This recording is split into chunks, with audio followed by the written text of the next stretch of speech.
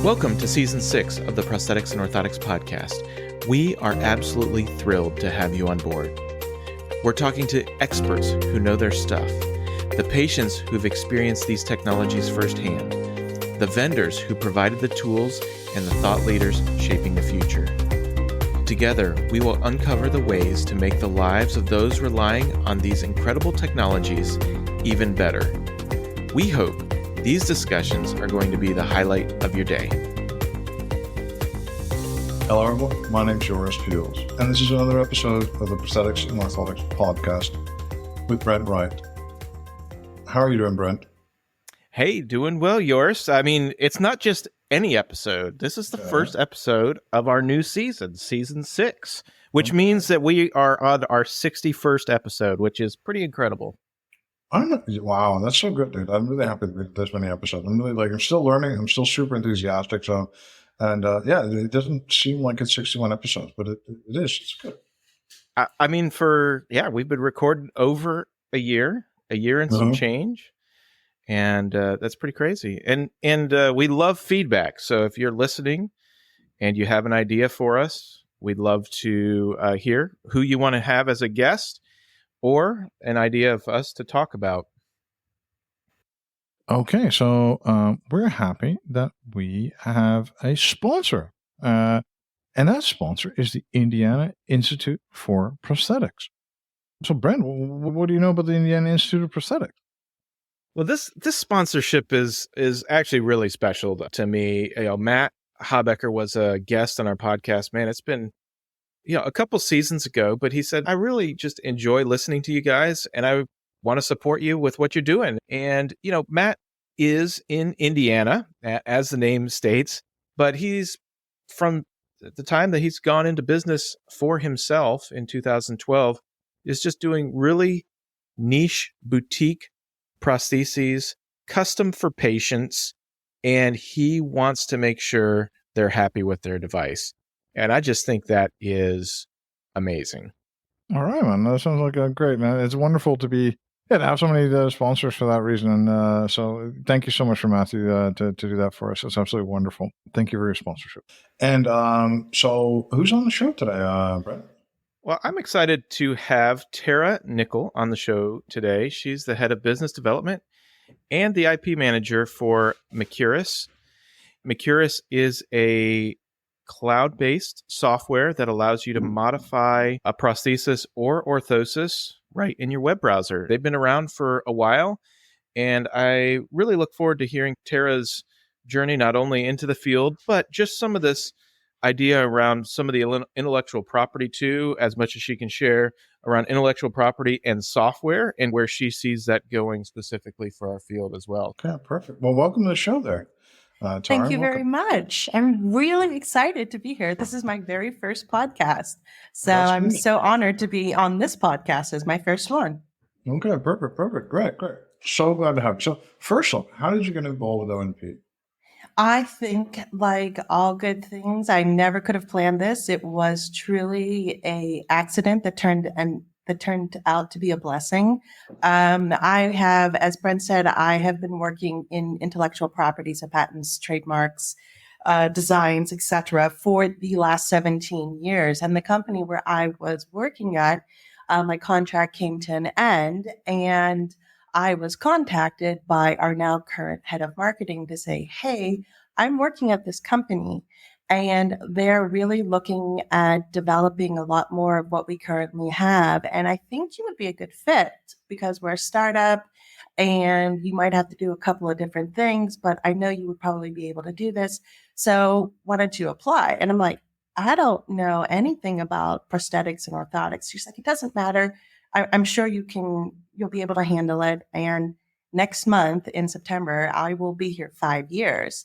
So it was more or less out of necessity from Mecuris's end that they're looking long-term, the vision and expansion, that my really unique skill set came in and has been able to bring us where we are now and hopefully much further in the also near future. So that's how I got into O&B. I mean, it was funny because when I first started, One of the first things on day one is like a prosthetic is basically a limb replacement. An orthotic is like, it's a patient aid, right? It's a brace. I'm like, okay. So I have the basics, right? And, if I look now, almost 5 years later, and especially what we have been doing with our software, when I hear like dorsiflexion, plantar flexion, I actually can follow along in a conversation when I'm speaking with a clinician, because for me, it's really important to understand where a clinician is and where the pain points are in order for us to find a solution for them.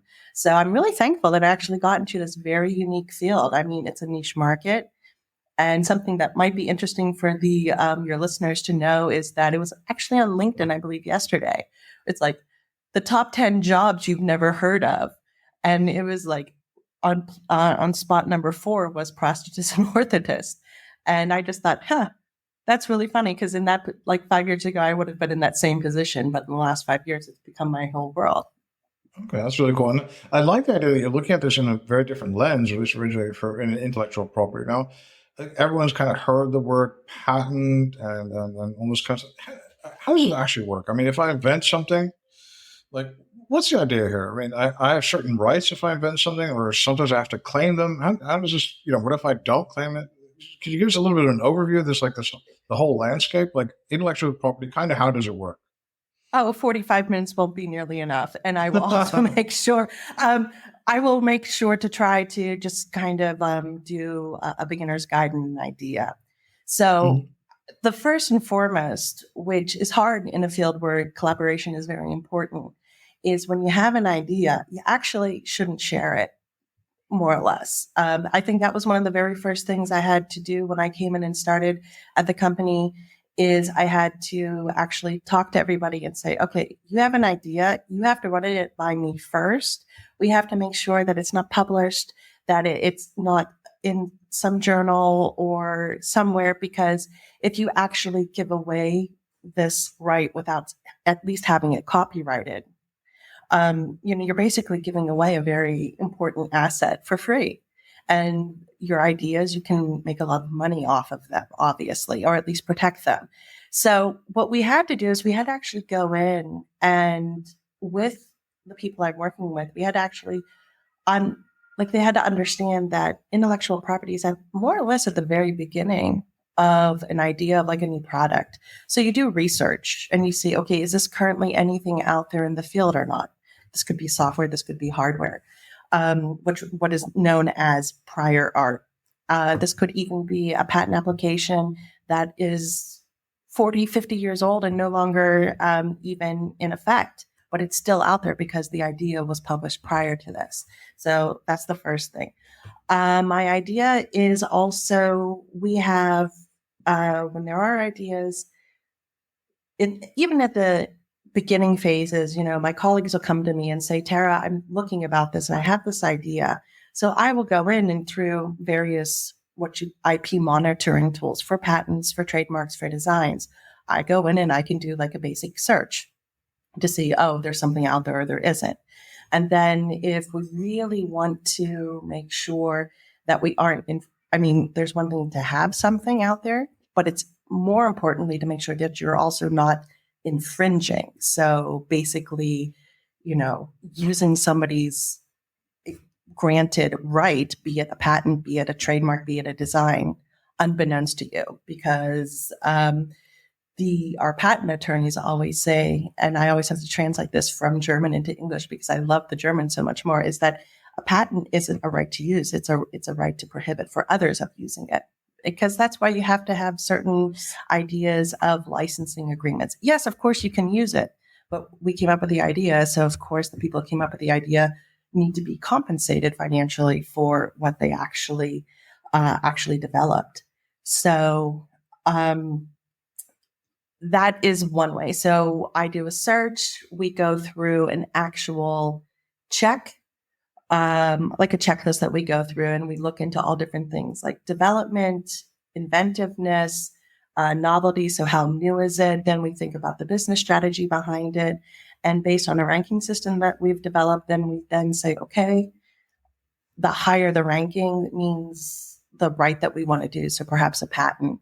So when it comes to that, then we have a meeting with our patent attorneys who are incredible. I really, really appreciate everything they've done for us. And sit here and I get my inventors, so the people who actually came up with the idea. We get into a room with them and we start talking it.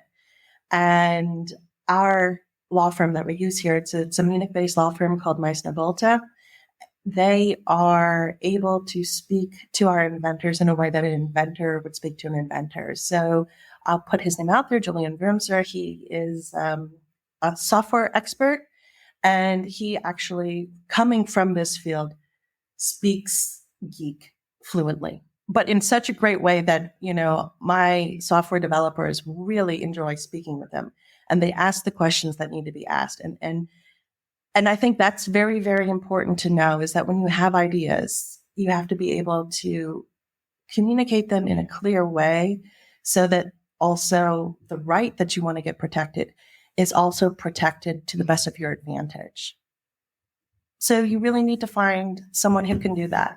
And it's always based upon, the chemistry of your organization and your attorney.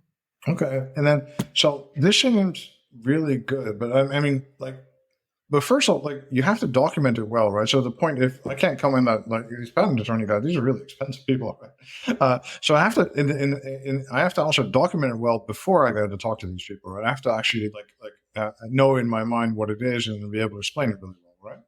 Right. And that's why, and even if, for example, it's perhaps a little bit challenging to get the ideas into words, that's why I keep coming back to the fact that you need to have an attorney who can get that information from your inventors. So that's what we have with ours, definitely. I mean, there's always the question of, okay, where did this idea come from? How exactly did you get here? Has it accidentally been published, maybe in a journal or in a graduate thesis? Or, everybody knows you do not, if all else fails, talk to Tara. You don't talk to anyone until you get the okay from me, because I have to ensure that we haven't given this out, because then you could actually lose the right unintentionally, because you want to, boast about all these new inventions. Protect, then boast. That's my, recommendation. Okay. But also for a lot of people, like you guys, with a company, you can hire you. Let's say I'm some lone inventor. I'm Mary, the prosthetist. I've just come up with something new. What do I need to do to get my invention kind of protected? Because that's quite an expensive process. It could be quite laborious if I want to do it along myself. Are there any advice for a person like that? I would say, first of all, yes, it is expensive, but also look at the kind of product you're currently developing. And I believe a lot of IP attorneys are reaching out and really looking for the smaller inventor. And, the attorneys that we were working with, they specifically target a lot of young startups.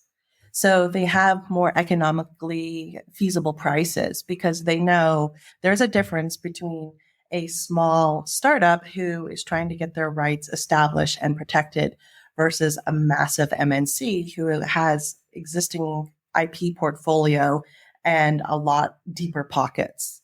So you have to look at it from very different perspectives. You also have to look at it also differently from where you're located. So Mecuris is located, our headquarters are in Munich, Germany. We do also have a location in the United States as well, too. We incorporated this year. But the majority of our IP is run through our European, our Munich-based patent attorney, who, of course, has cooperation partners in the different countries that we are filing in, because that's the best way to go. And we also said, when I chose it, I said, well, I actually chose our U.S. attorney through them, because I had met them through my interactions at Meissner-Bolte. And I said, I really liked him. I think he really knows what he wants. And, you may want to look for somebody, maybe not in a major metropolis. Maybe you don't want to have somebody in Silicon Valley or New York City or Washington, D.C. or Chicago. Maybe you want to look a little bit more outside. And there are a lot out there. And there are a lot of companies that are also really trying to appeal to younger companies and this economic demographic. So it is possible. Is there a time where you're like, okay, so you've taken into consideration some of this stuff, and it's it's either now I go look for a patent attorney or talk to them. I am guessing there's probably some information that you can get out of the patent attorney if they say, hey, yes, go this way or that. But when would not be a time? Because now I'm like, after I'm talking to you, I'm like, man, everything that I post on LinkedIn, I mean, there's some good ideas in there. Maybe I should get some patents. Yeah, too late. I'm sorry to tell you. I am very sorry to tell you that is, if you post it, you've given it away. So, and I know that it's when I speak about this, I also understand that IP in O&P kind of has a little bit of resistance because people want to jointly solve an issue, which I think is great. And I mean, clinicians, I don't believe they work. I believe, honestly, from the experience I have had meeting, talking, and discovering with clinicians, this is truly a calling and it's very emotional for me.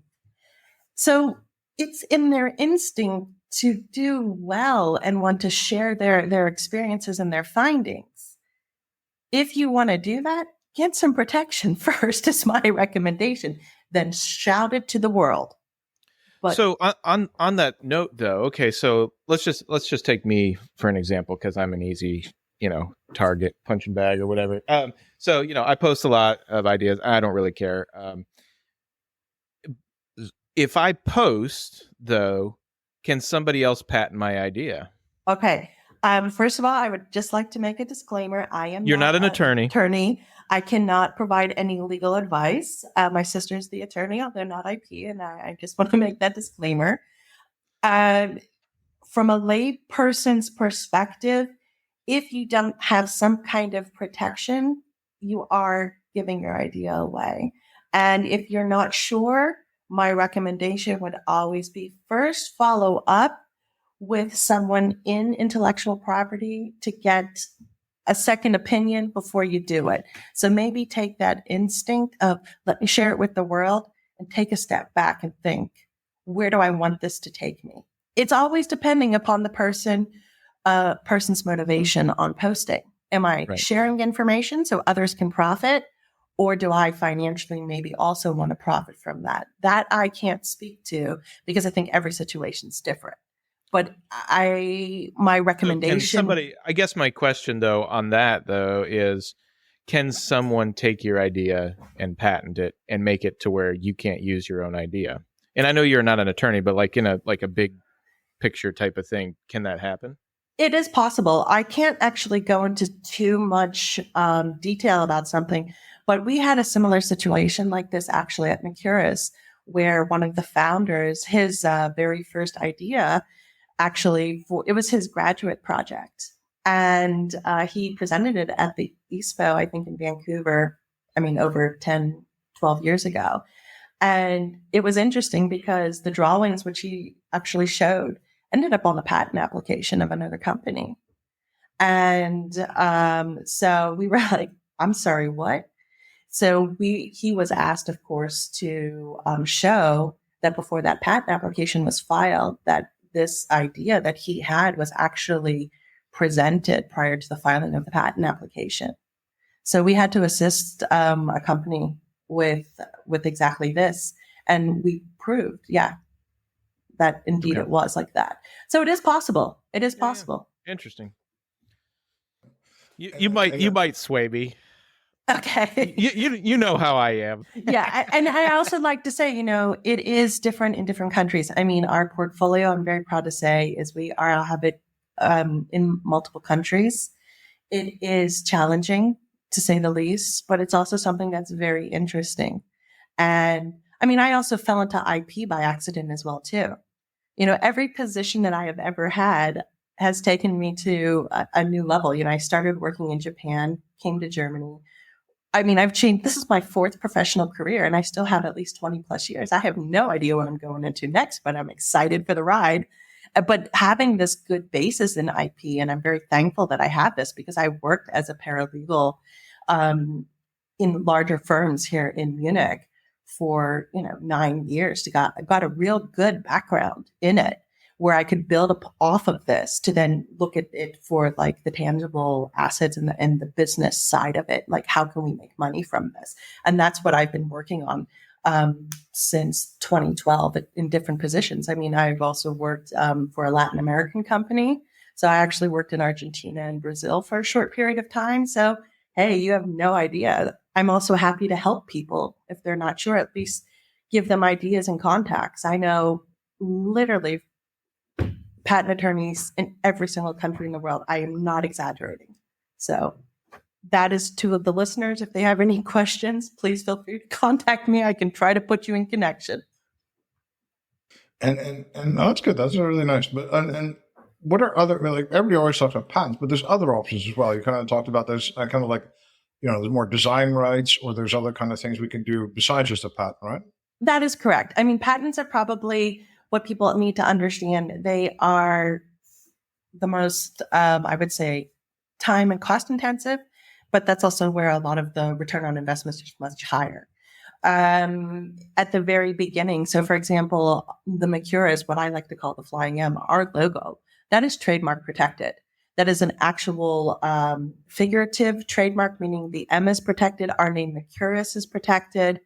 A lot of the former hardware products that we had, those names are protected as well too, because we want to make sure that nothing, if somebody uses it, then yeah, they have to cough up the cash if they want to do it, because we own the rights. We invested in it. A lot of our covers, our prosthetic covers that we had earlier when we were still a little bit more product based. Now we're just completely a software company, but we also have those design protected. So European designs, so patterns and the actual shape, etc. And you can do that as well. A really easy thing to do as well are copyright. Anytime you publish something, be it a picture, be it an article, copyright name and year. I mean, and copyright is at least 70 years, right? After the date of the person's death. So you can do those as well too. Copyright doesn't cost you anything. Granted, it's also hard. It's hardest to basically protect in the sense of if you have to go to court, but that's also possible. That's a good start. It's an easy start. And if you really, it always depends on what people are looking for. Like, how exactly do we want to go about this? What is our focus? And then you decide what kind of a portfolio you want. I mean, for I would say, small, medium-sized enterprise that we do have a really strong IP portfolio where we have patents, trademarks, designs, copyrights. We also have utility models as well too. I think for the United States, it's also a little bit stronger. Don't let the accent fool you. I mean, yes, I was raised in the States, but I've lived the majority of my life outside of the States, and I'm more familiar with European IP rights more so than with the United States. But I know utility models for are also a nice way for hardware products, for example, are a good way to get protected, maybe not pay as much with patent attorneys.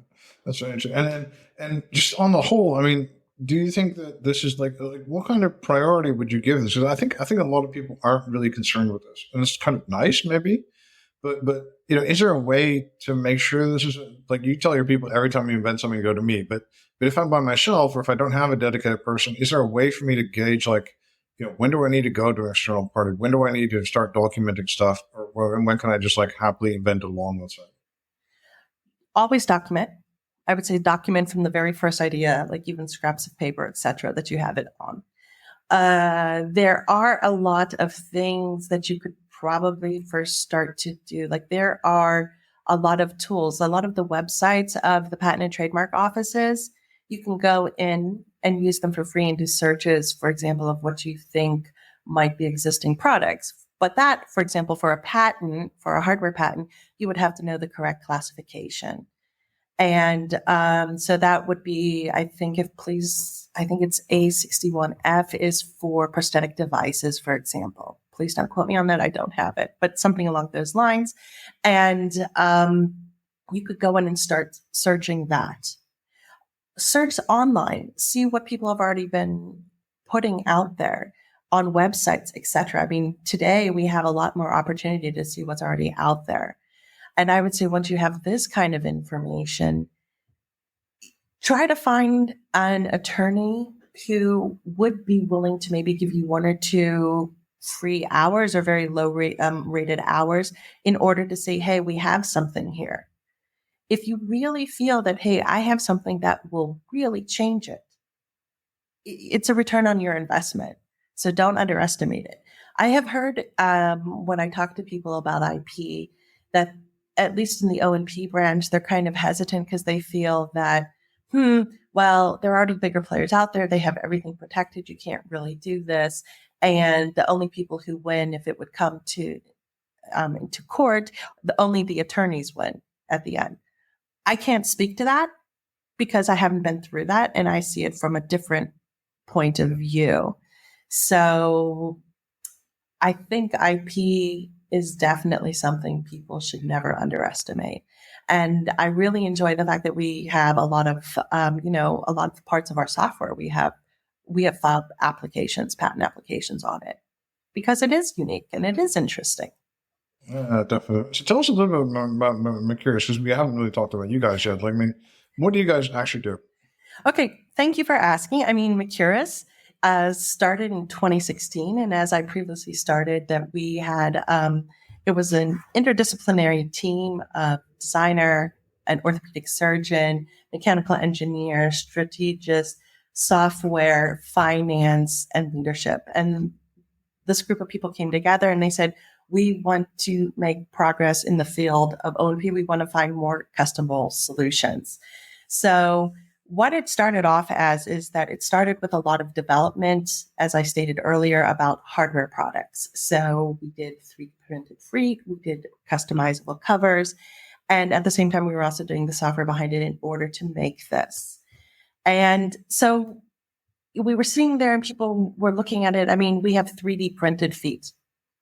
And people are like, yeah, 3D printed feet. Then why do you need that? Well, it's customizable, right?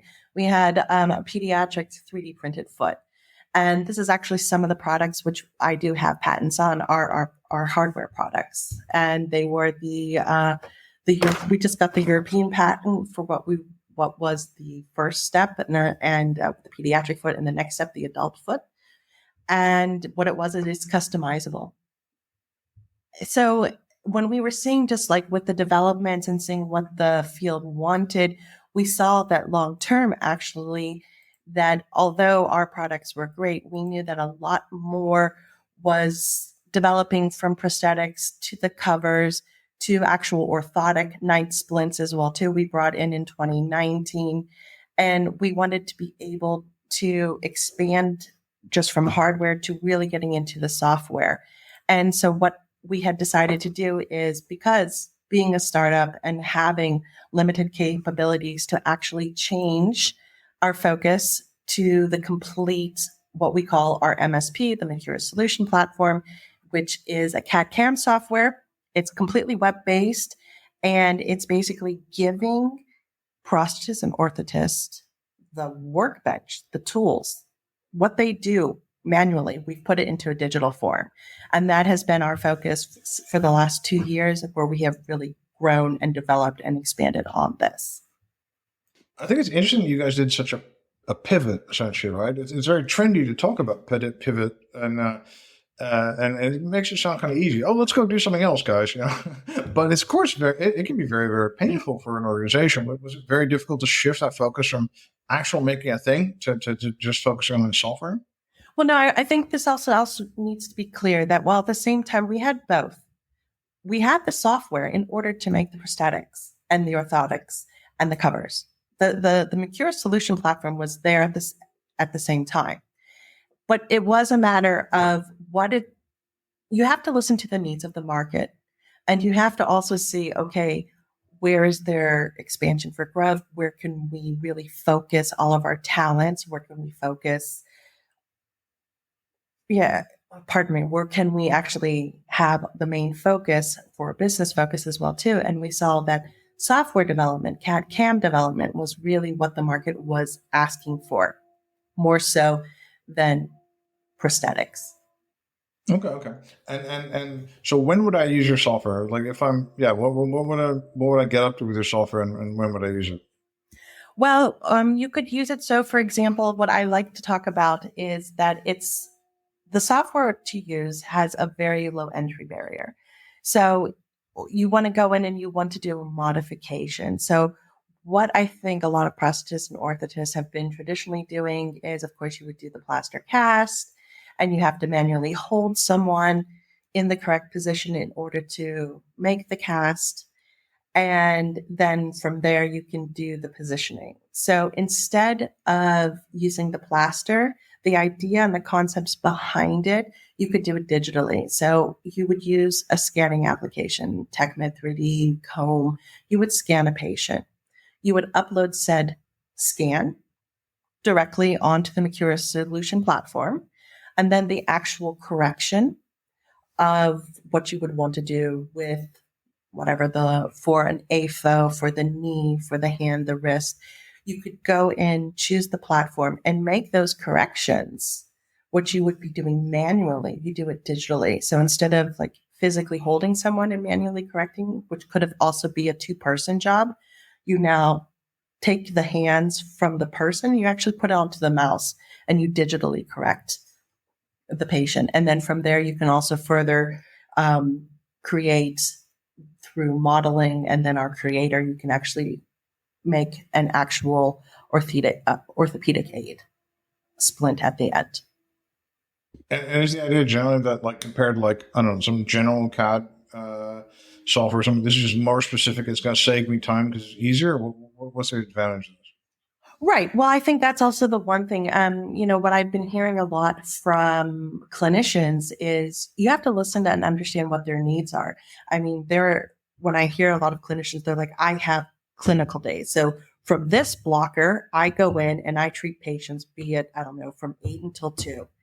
And so what they can do is they can go in, they can scan all the patients, say, during this time, and then at an off time, go in and manually and use the software to go in and do all the corrections later.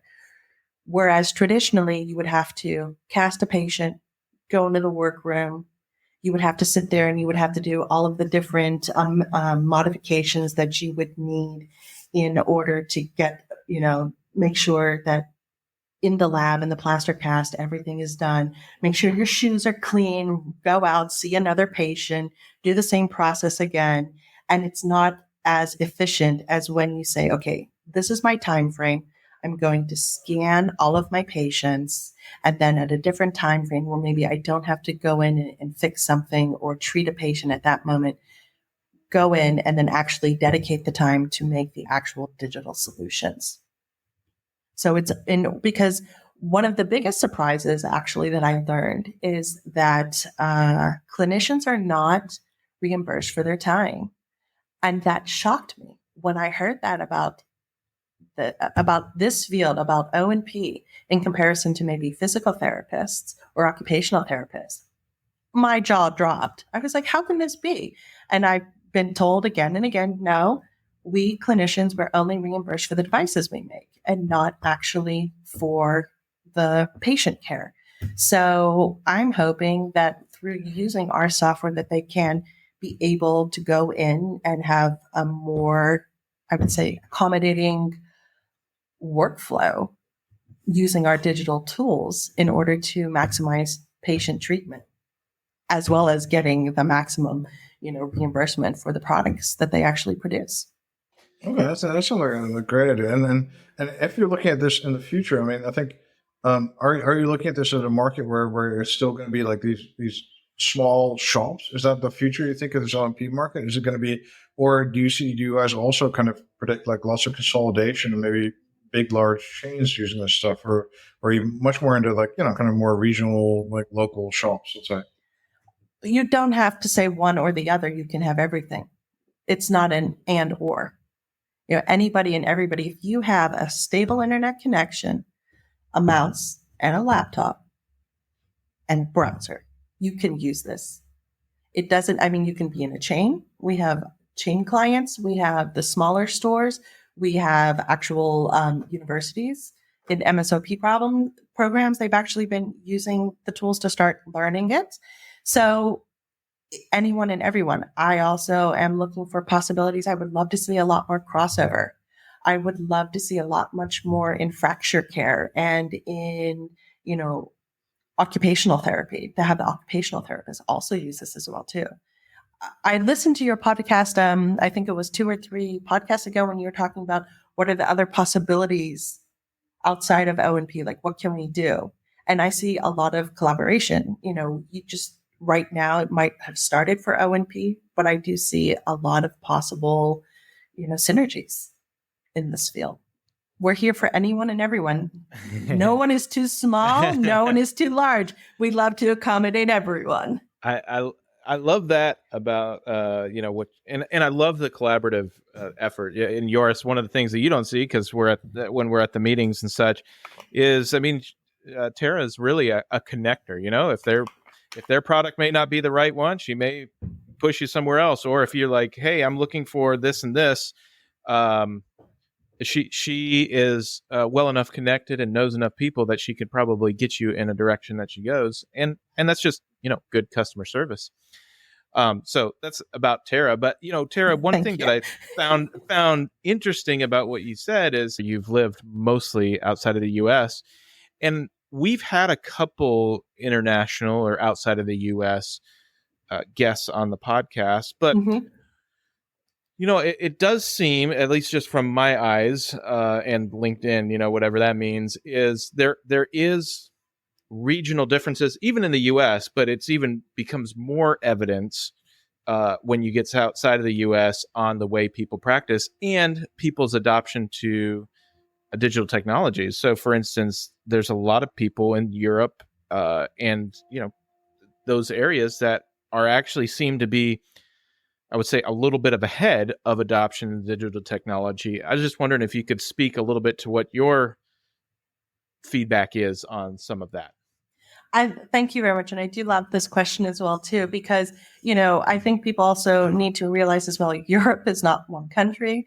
Yours will also agree with me. I mean, you're a Dutchman, I believe, living in Spain. So even how things are done in the Netherlands is different than how it's done in Germany, where I'm located, which is different to Austria, which is different to France. And it was interesting because even to get, for example, when we were still in the prosthetics, like when we were doing a lot of the testing, the testing qualifications for like a prosthetic foot in Germany was different to the neighboring country, France, right? I mean, it was like it was mind blowing to me that, hey, we're all like so close to each other, but we don't even have like the standardized testing. So when it comes to care as well, too, I think I hate generalizations because they're rarely true.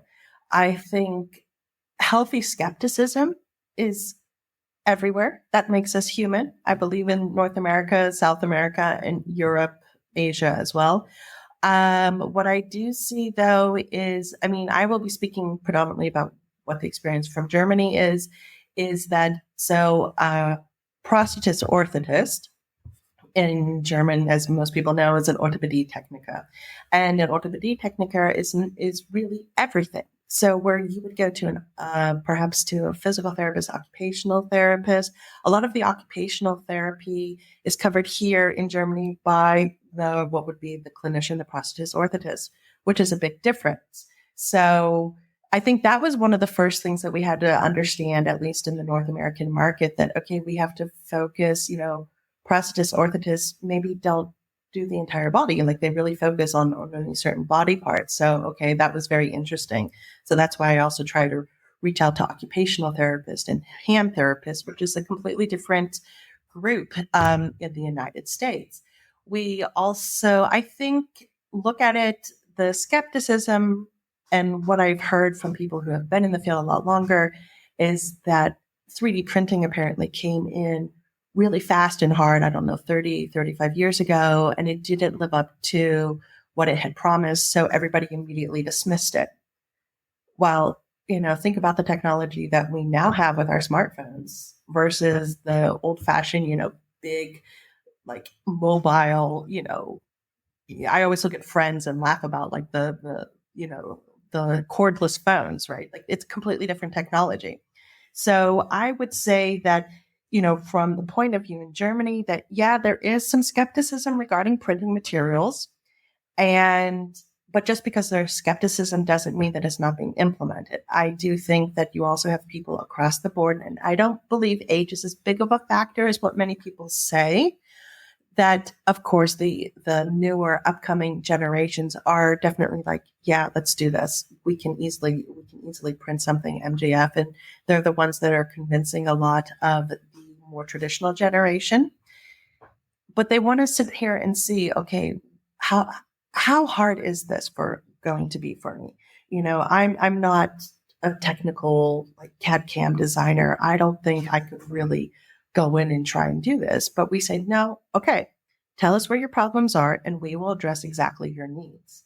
And, the skilled work, I think the field in general, at least for like what in the States are just like the pure technicians, the guys who do all of the manual labor, I think that there is a huge problem with future generations that those positions aren't being filled. And you have to find a way to resolve this problem. And the way of doing this is through easy entry of, I would say, it's intuitive CAD CAM solution. As said in the beginning of this podcast, I have no O&P experience. I am not a mechanical engineer. I have no biomechanical degree, anything, but I have common sense and I can scan. I can go in, I can upload, and I know how to mark the points of the anatomy. I like to always sit there and see, look, I break the software. Like I like to go in and try to break the software. And my colleagues are like, Karen, would you stop it? Like you cannot do this.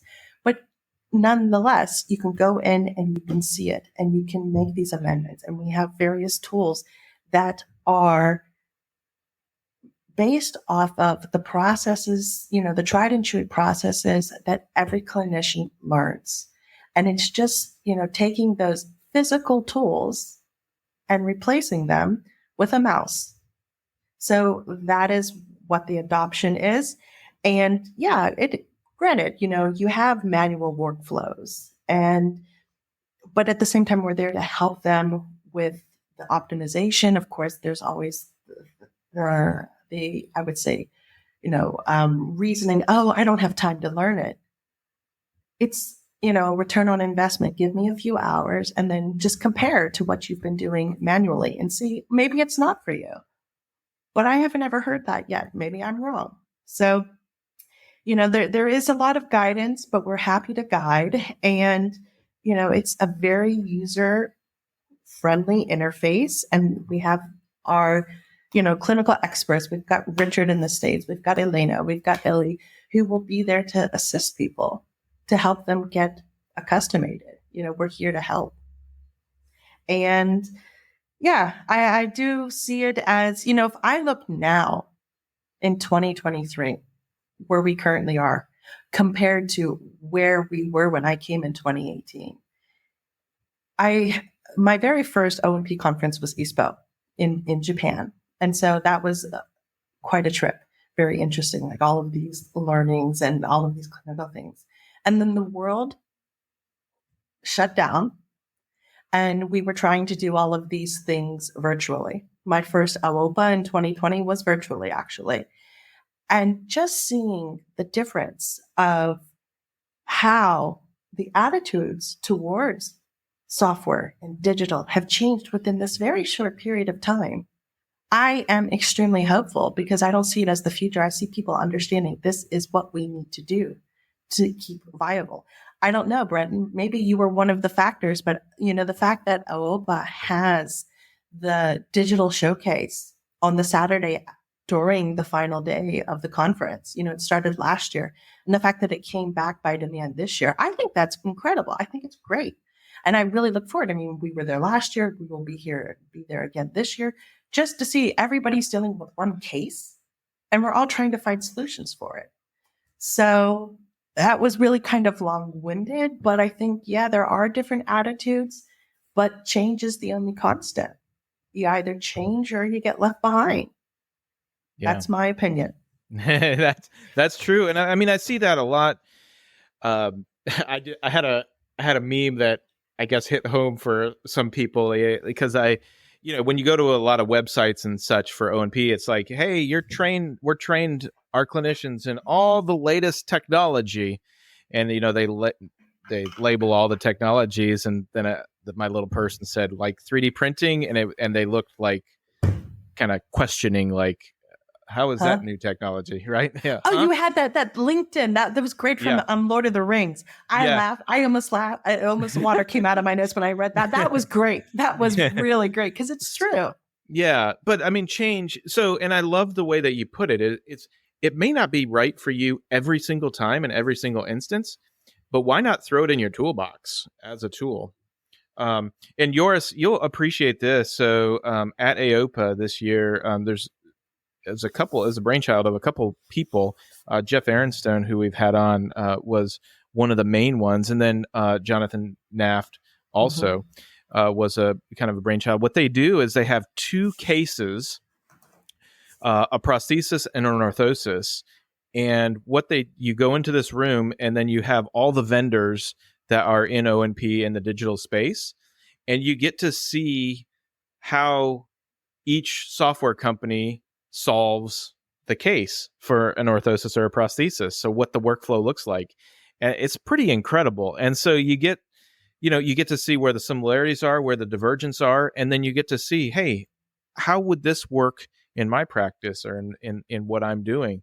And I love that. And yeah, it backed by popular demand. Usually people are trying to catch the first flight out on Saturday, but last year it was packed, and I think this year it's going to be even bigger. And I think what's really exciting, I mean, we're a month away from AOPA. I think, a month from today, I'm in Indy, like getting over the jet lag. And I cannot wait. When you see just even the layout, I think there are hardly any booth spaces available. I think everybody's up. They want to be in person. They want to come back together. They want to see this. And, it's exciting. It's just to see how the branch is really developing. And I can't wait, actually. It takes me living in Germany now to go to exotic places like San Antonio or Indianapolis, places I've never been for the first 18 years of my life while growing up in the United States. But thank you, AOPA, for bringing me to these places. That's right. Okay, well, it sounds really exciting. I love that showcase, that kind of like the showcase that lets you actually compare stuff. It sounds absolutely fantastic. And I also just wanted to say, like, AOPA was one thing, but also when we were at the OT World in 2022. Now, I was not at the OT World in 2018 because I had started in September, as stated, and it's normally in May. And the one in 2020, of course, was only just virtual. But from the colleagues who were there in 2018 and then in 2022, there was like really a sprinkling, not even a handful, like a sprinkling of digital companies. And 4 years later, they had the digital row, right? There was like one hall that was all digital solutions. If you think about it, 4 years, that's a pretty quick period of time to start changing and looking at all these various kinds of solutions. You had like the suppliers for 3D printing, like all the material suppliers. You had like actual 3D printers. You had software, you had design. Within a short period of time, hey, that's progress. Yeah, totally. But anyway, so thank you so much for coming here, Tara. This is great.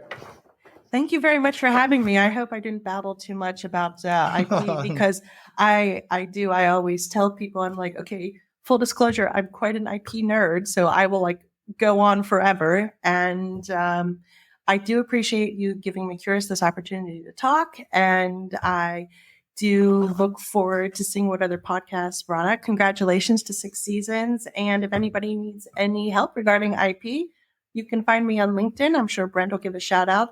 And so Joris and Brent, thank you very much for your time. And I hope you guys have a wonderful afternoon and morning. Thank you. We will. Hey, and Brent, thank you for you being here today as well.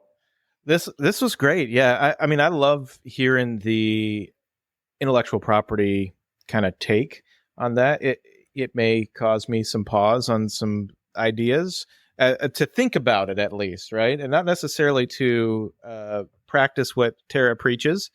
I definitely want to think about the intellectual property and some of the stuff that we create on almost a daily basis, and how that can not only bring value to the company, but then also value to patients and patient outcomes. So I think that's neat. So thank you, Tara.